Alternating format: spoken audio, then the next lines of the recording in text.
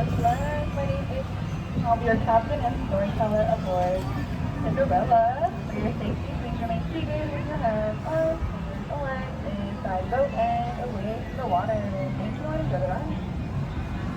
And now, friends, watch over your head. It looks like we are about to be swallowed alive. To the jaws of monster. The same one that unfortunately also swallowed and killed. But not to worry, we are actually going on a journey to a magical place called Storybook Land. Like all good stories, of course, ours also begins with a once upon a time with a big bad wolf who lives in this cave, kind of hidden, coming up to our left-hand side. Luckily, those three little pigs live on the far right. One pig lives in this house of hay, one in this house of sticks, and one in this house of 100% was true. As we take this turn, we will next visit Alice, who lives just around the corner in a small English village. However, one day Alice does get very curious, chasing a white rabbit down the rabbit hole into Wonderland, where things only get curiouser and curiouser. But if that's not your cup of tea, across the way here to our right, London Park, where Peter Pan and the darling children first flew to Neverland. And as we visit many cities of enchantment, just straight ahead, the enchanted and mysterious city of Agrabah, and to Aladdin, where he fell in love with Princess Jasmine. They now live here atop of Sultan Hill,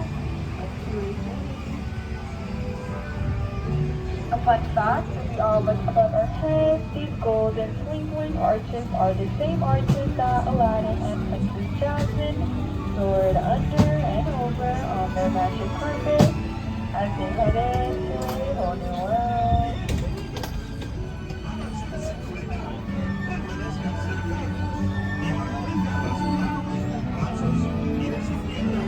But everyone, look out, as we are now approaching the Cave of Wonder, filled with gold and cursed treasure.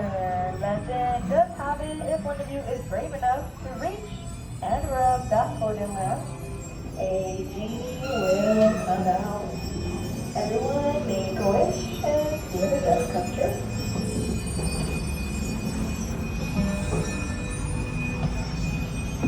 If you look to our right, the small cottage here home to Snow White is onto the cottage to the 7 dwarfs, who in exchange for Snow White's kindness do her shelter.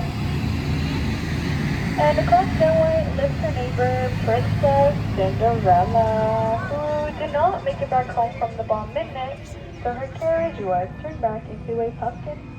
And that pumpkin is still on that hill to this day.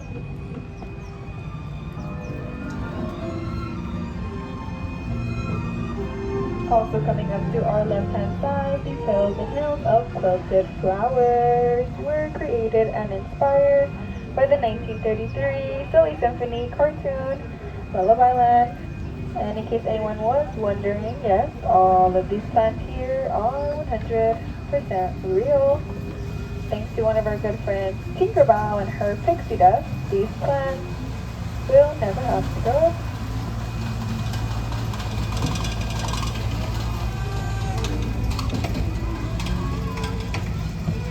And as we travel just under this bridge coming up, we will all visit the Wind in the Willows. Wind in the Willows is home to Mr. Toad and his friends go on crazy adventures. But if any of you dare look inside, sorry folks, but Mr. Toad will not be home. He is off on a wild ride, of course. But just next door to Toad Hall, the ICC of Arendelle helps you on an Elsa from Frozen. You can actually hear Elsa singing from her castle on that mountain. Just across the sea from Arendelle, the Alpine Village, where Geppetto and Pinocchio live. And thanks to a blue kite fairy, Pinocchio is now a real boy. To close up on our story, we have a surprise at the end of this tunnel. To our right in a castle home to Prince Eric happens to also be the capsule to the Little Mermaid, Ariel. Her secret is her face is simply like all of ours. But Ariel's story first began in Studio Atlantica, just behind this waterfall.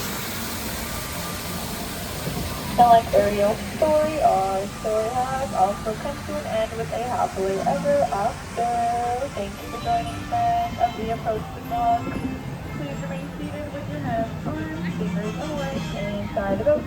And on my count of three, we will all stand up together just to keep this boat a bit more balanced. Thank you.